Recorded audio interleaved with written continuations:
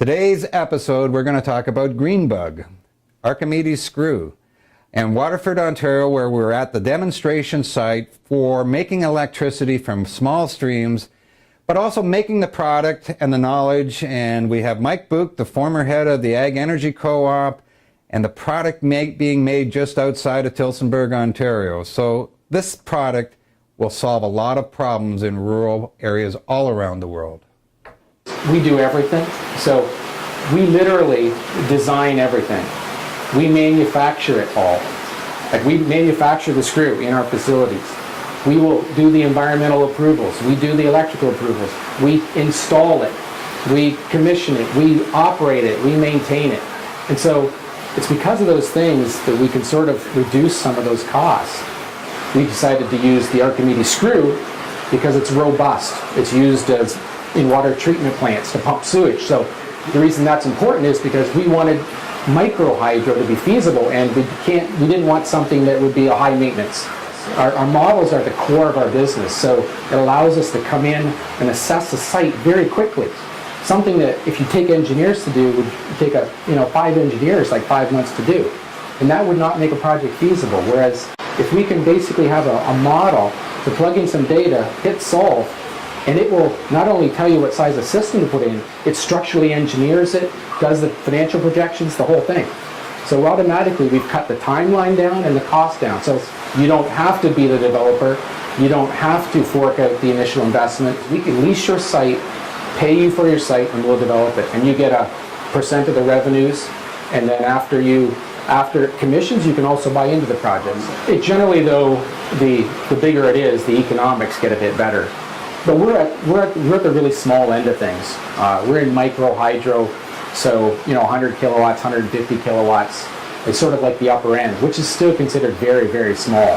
When you consider the average wind turbine out there is like maybe 2 megawatts or 2,000 kilowatts.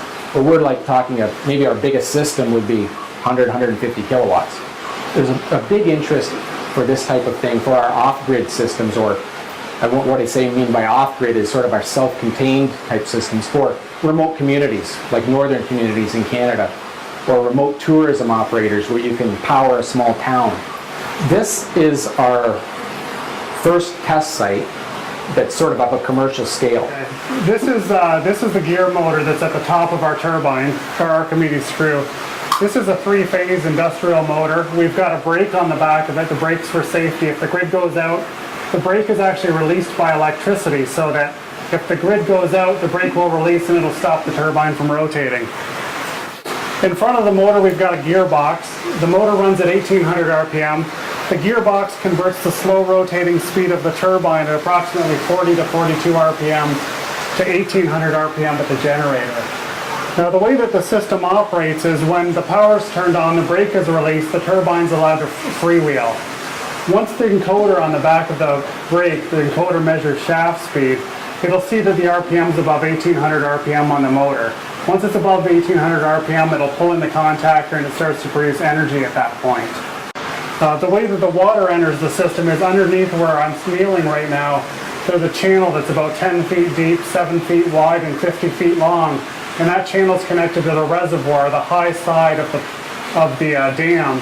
The water comes through this channel around the corner underneath this building, and it comes into the filling point of the screw here. The water actually comes beside the dam, goes through our turbine, and the water re-enters right at the base of the dam, the very same as if it was going over the dam anyways. So we don't consume any water at all through our process of generating power.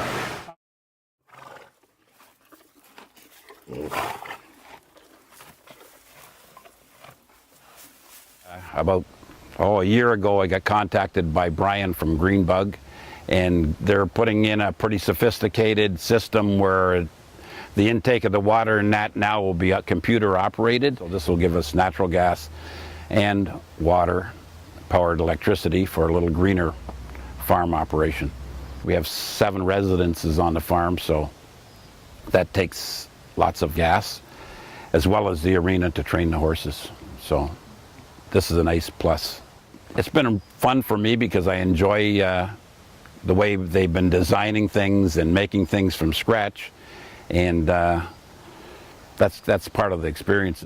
We believe we could make, or honestly believe we could make a difference in micro, as opposed to the big projects where you need a lot of capital and so on. We thought our little projects under 250 kilowatt would allow us to do things in Ontario, across Canada, North America, and internationally. We are thinking globally. If we can make micro hydro feasible financially, then we can make a difference where there's 1.2 billion people in the world that don't have electricity, and most of them are in the rural communities.